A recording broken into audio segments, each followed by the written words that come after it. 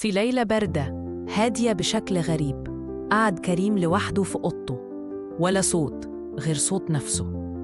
كريم شاب عنده 25 سنة، كان شاطر مجتهد وكان دايما بيحاول، بس الدنيا ما كانتش رحيمة. خسر شغله، خسر خطيبته، خسر حتى الشغف، وبقى حاسس إنه مش مطلوب لا في شغل ولا في حياة. في الليلة دي قرر إنه يكتب آخر رسالة، مش رسالة حب ولا شكر، رسالة وداع. مسك موبايله وبدأ يكتب: أنا آسف، حاولت كتير بس تعبت، يمكن ترتاحوا مني. وقبل ما يضغط إرسال، الموبايل رن، نغمة غريبة، رقم مش مسجل. تجاهله. رن تاني، تجاهله تاني. لما رن المرة التالتة رد بضيق: أيوة.